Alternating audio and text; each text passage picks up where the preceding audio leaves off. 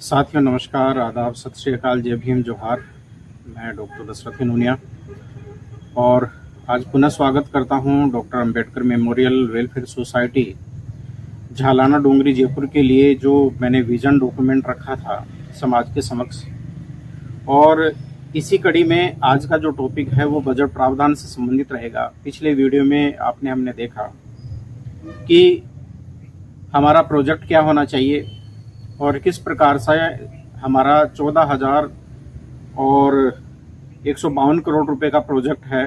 वो बनेगा। उसमें क्या क्या यानी कि एक तरह सुविधाएं होगी। ये 10 साल का जो मॉडल है वो मैंने समाज के समक्ष रखा था। अब इसी कड़ी में बजट प्रावधानों के ऊपर हम आज चर्चा करेंगे कि इतना बड़ा जो फंड या जो बजट है वो आएगा कहाँ से और इसकी व्यवस्था कैसे हो सकती है। देखिए साथियों, बात यह है कि कुछ बड़ा और अच्छा करने के लिए कुछ समाज का योगदान भी बहुत ज़रूरी है। और जब समाज इसके लिए योगदान प्रदान करता है तो ऐसी स्थिति में उस प्रोजेक्ट की जो अहमियत है वो और ज़्यादा बढ़ जाती है। और न केवल उस प्रोजेक्ट की अहमियत बढ़ती है बल्कि समाज सक्रिय रूप से उस प्रोजेक्ट में दिलचस्पी लेता है, उसमें भागीदारी निभाता है।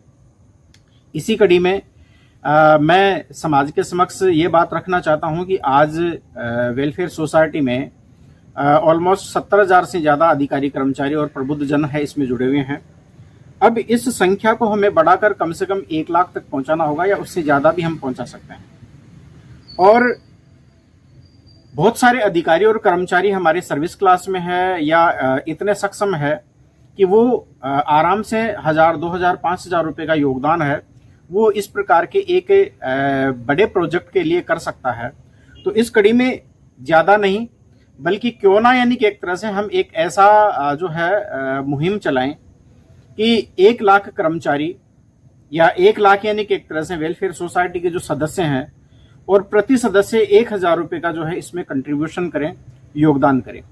और 1,000 रुपये के योगदान से 1 लाख कर्मचारियों से हम अनुमानित तौर पर 100 करोड़ रुपए का फंड इकट्ठा कर सकते हैं। तो ये हमारी यानी कि एक तरह से इनकम का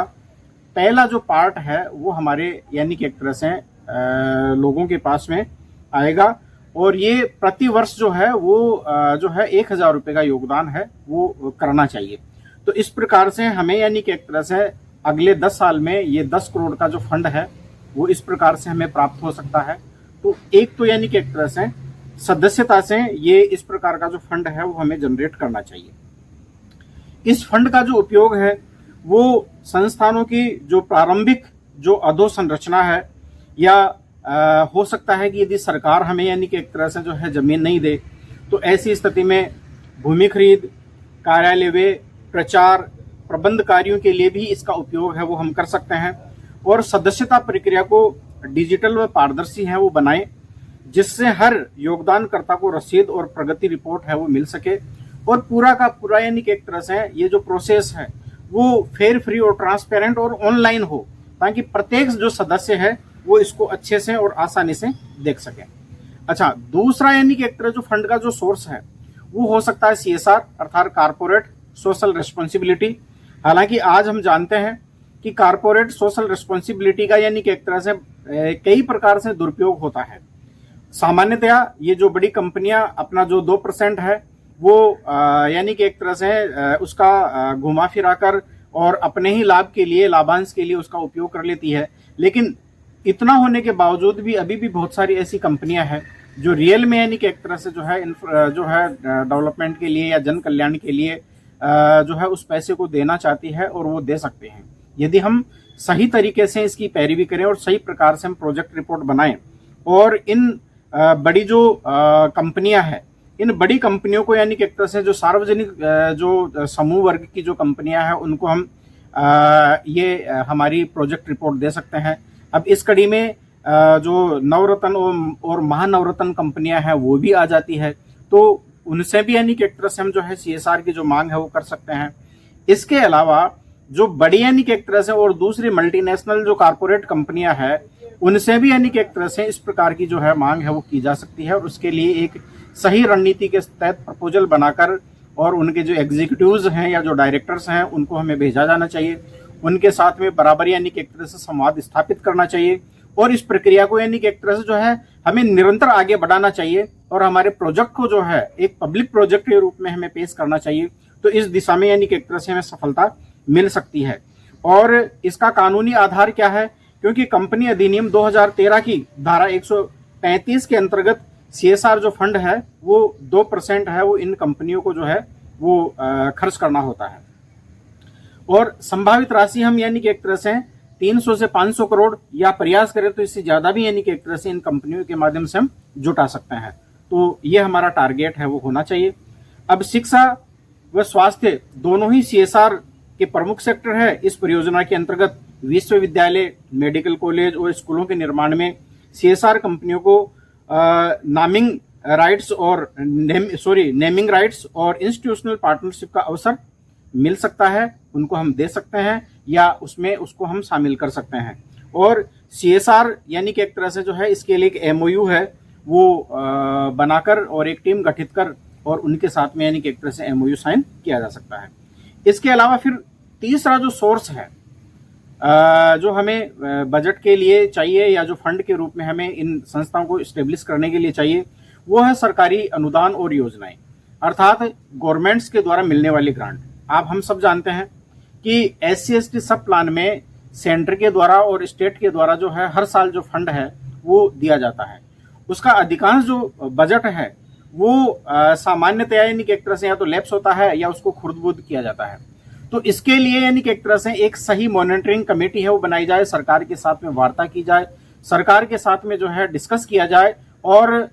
जो संबंधित विभाग हैं उनके समक्ष डिस्कस करते हुए यानी कि एक तरह से हमारी प्रोजेक्ट रिपोर्ट है उनके समक्ष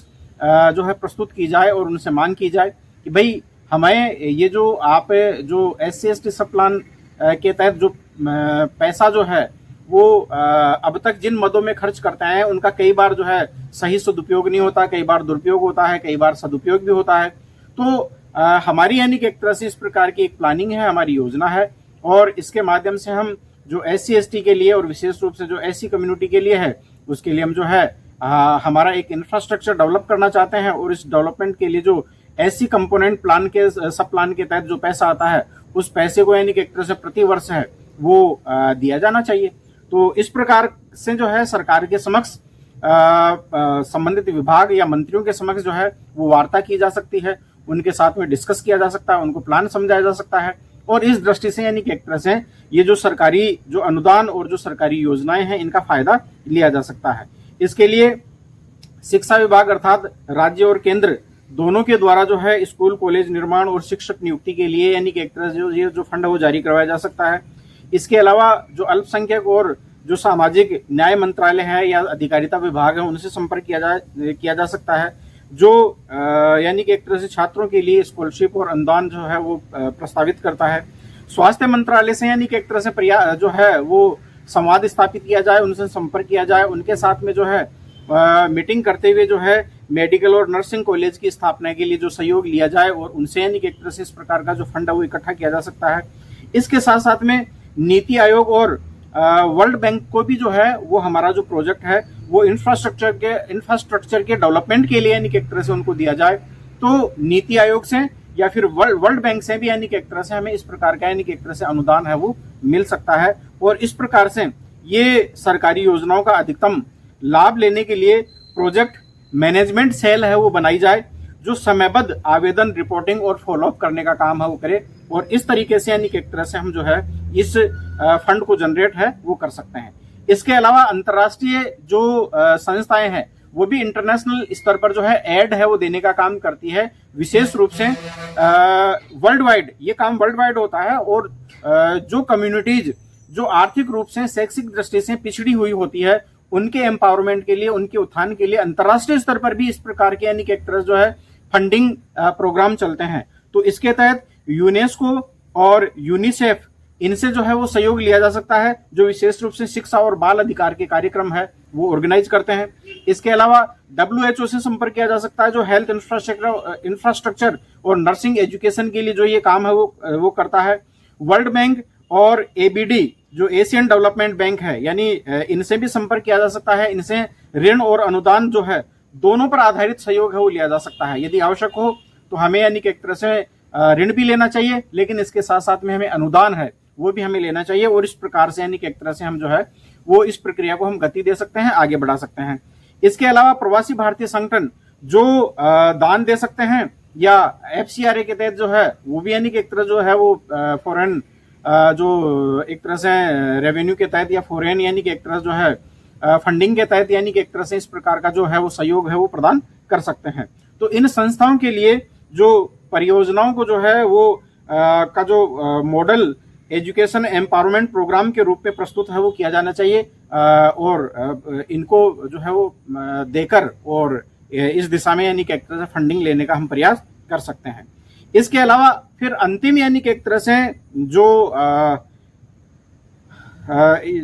मतलब फंडिंग लेने का जो प्रोसेस हो सकता है वो दो और हैं, वो शुल्क आधारित मॉडल और PPP मॉडल। यानी जो हम संस्थान जो हम इस्टेब्लिश करेंगे, जो संस्थान हम बनाएं, तो इसमें हमें यानी कि एक तरह से कुछ नाम मात्र का शुल्क है वो भी रखना पड़ेगा, और इस नाम मात्र के शुल्क के माध्यम से जो रेवेन्यू जनरेट होता है उससे भी इन संस्थाओं को डेवलपमेंट में और इनके संचालन में हमें यानी कि एक तरह से सहयोग मिलेगा। और विशेष रूप से जो हमारे यानी कि एक तरह से समाज के जो आर्थिक रूप से जो कमजोर वर्ग के जो लोग हैं उनको हमें कुछ स्कॉलरशिप और इस प्रकार की यानी कि एक तरह से जो है उनमें कुछ सरकारी यानी कि एक तरह से जो है स्कॉलरशिप योजनाओं के तहत जो है उनका सहयोग हम ले सकते हैं। मध्यम वर्ग और सामान्य वर्ग के लिए न्यूनतम फीस, ताकि संस्थान है वो आर्थिक रूप से टिकाऊ बन सके, यानी समाज के जो हमारे यानी कि एक तरह से बिल्कुल निचले स्तर के जो लोग हैं उनके लिए तो हम फ्री रखें, लेकिन ऐसे व्यक्ति जो हमारे संस्थानों में पढ़ते हैं, जो सामान्य वर्ग से हमारे लोग हों, और इसके साथ साथ में और अन्य लोग भी जो है वो जब एक अच्छी एजुकेशन जब वहां पर लेते हैं तो उनके लिए फीस का प्रोविजन है वो होना चाहिए, और उस फीस से जो रेवेन्यू जनरेट होता है वो भी हमारे डेवलपमेंट के लिए और इस प्रकार की यानी कि एक तरह से इन योजनाओं के क्रियान्वयन के लिए काम हो सकता है। इसके साथ साथ में PPP मॉडल को भी हम अपना सकते हैं, जिसके तहत पब्लिक प्राइवेट जो पार्टनरशिप का जो कॉन्सेप्ट है वो हम ला सकते हैं। विशेष रूप से विश्वविद्यालयों और मेडिकल कॉलेज और कुछ जो स्कूल है वो PPP मॉडल के ऊपर यानी कि एक तरह से जो है वो डेवलप किए जा सकते हैं। सरकार से और CSR से भूमि अनुदान ये लिया जा सकता है, जबकि संचालन व प्रबंधन जो है वो हमारी इन सोसाइटी के द्वारा है वो किया जाना चाहिए। और पारदर्शी समझौते और अकाउंटेबिलिटी फ्रेमवर्क है वो इससे यानी कि एक तरह से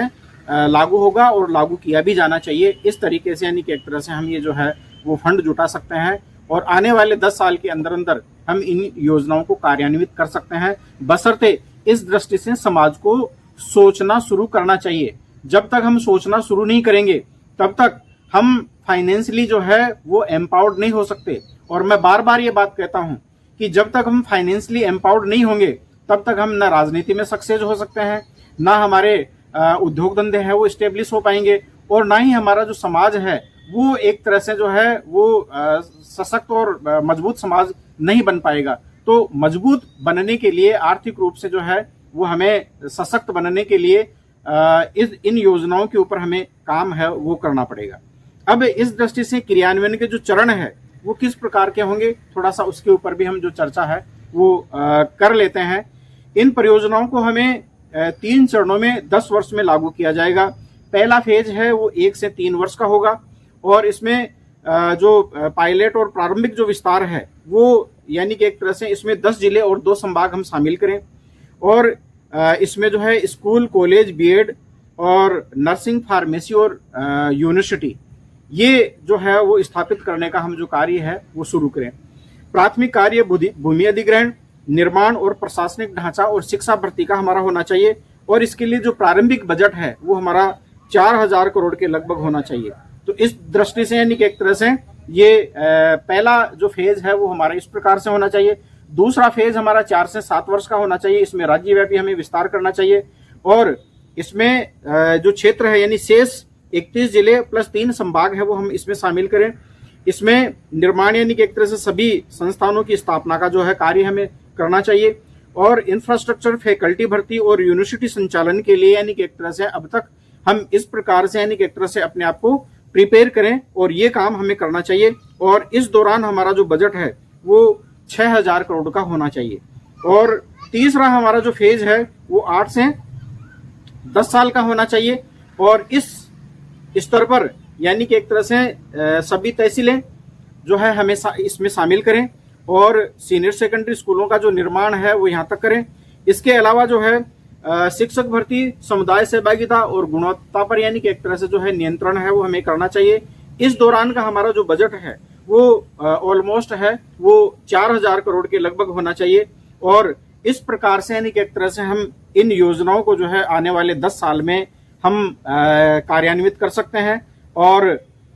इसका यानी कि एक तरह से जो है इस प्रोजेक्ट रिपोर्ट को जो है वो हम बखूबी रूप से लागू कर सकते हैं। तो कहने का तात्पर्य यह है कि ये हमारा यानी कि एक तरह से शिक्षा का मॉडल बने, हमारा शिक्षा और स्वास्थ्य के क्षेत्र में जो है हमारी शुरुआत हो और फिर धीरे धीरे इस प्रक्रिया को हमें उद्योग धंधों की स्थापना में और उस दिशा में भी हमें आगे बढ़ने का प्रयास करना चाहिए। साथियों, doctor Ambedkar memorial welfare society के चुनाव लड़ने वाले सदस्यों के लिए ये एक छोटा सा मेरा एक संदेश है। आप लोगों को जो चुनाव लड़ने वाले हैं, जो अध्यक्ष का चुनाव लड़ेंगे, जो वरिष्ठ उपाध्यक्ष का चुनाव लड़ेंगे, जो महासचिव और कोषाध्यक्ष का चुनाव लड़ेंगे और इनके साथ साथ में वेलफेयर सोसाइटी में और भी बहुत सारे महत्वपूर्ण पद हैं जिनका नॉमिनेशन किया जाता है। तो उस नॉमिनेशन की प्रक्रिया के तहत जो जो लोग हैं इस वेलफेयर सोसाइटी में जुड़ने वाले हैं उनको इस विजन के ऊपर काम करना चाहिए। और यदि वो इस विजन के ऊपर काम करते हैं तो निश्चय मान के चलिए कि आने वाले 10-12 साल बाद में हमारी स्थिति में निश्चित रूप से परिवर्तन होगा। और जिस प्रकार से आज प्राइवेटाइजेशन किया जा रहा है और उस प्राइवेटाइजेशन की वजह से हमारे हाथों से संसाधन फिसलते जा रहे हैं, बेरोजगारी हमारी जो है वो बढ़ती जा रही है, आर्थिक दृष्टि से हम कमजोर होते जा रहे हैं, तो 10 साल बाद में हमारी स्थिति है निश्चित रूप से मजबूत होगी और हम जो है दूसरे अन्य कम्युनिटी के मुकाबले में अपने आप को जो है कम्पीट करने की स्थिति में होंगे। तो इस संदर्भ में हमारे जितने भी जो बुद्धिजीवी हैं, हमारे जो इलिट क्लास हैं, हमारे IAS, IPS, IFS और क्लास 1 ऑफिसर्स हैं और जो अच्छी की पोस्टों पर बैठे हुए यानी कि एक तरह जो लोग हैं, जो प्रोफेसर्स हैं, जो इंजीनियर्स हैं, जो टेक्नोक्रेट्स हैं, उनको इस बारे में जरूर सोचना चाहिए और इसके ऊपर जो है विचार करते हुए इस दिशा में आगे बढ़ना चाहिए। यही यानी कि एक तरह से मेरा जो है इस संदर्भ में ये एक छोटा सा एक विजन है। तो ये मैंने जो है विजन है वो सोसाइटी के समक्ष रखा है। इसके ऊपर मंथन करें, चिंतन करें और विचार करें। इन्हीं के साथ आप सभी को मैं एक बार पुनः निवेदन करना चाहता हूं कि संविधान, सत्य, विज्ञान, मानवता, मानवाधिकार और अंतर्राष्ट्रीय कानून, पोस्ट फेमिनिज्म और अम्बेडकरिज्म में विश्वास करते हैं। आप विश्वास करते हैं ज्ञान, विज्ञान, मानवता में, इक्वलिटी, लिबर्टी और फ्रेटर्निटी और जस्टिस में, तो निश्चित रूप से जो है आप हमसे जुड़े। इस चैनल को जो है जो सक्सेड अम्बेडकरिज्म के नाम से जो चैनल है इसको आप जो है सब्सक्राइब करें। इन वीडियोज को जो है प्रत्येक अम्बेडकराइट हमारे जो राजस्थान के जो लोग हैं उन तक इसको पहुंचाएं और इस दिशा में जो है सोच विचार करने का कार्य करें। तभी हम समाज को एक नई दिशा दे सकते हैं। तो बहुत बहुत धन्यवाद साथियों हमसे जुड़ने के लिए। और आप अब तक हमारे से जुड़े रहे, आपने वीडियो को पूरा देखा, इसके लिए भी आपका बहुत बहुत धन्यवाद।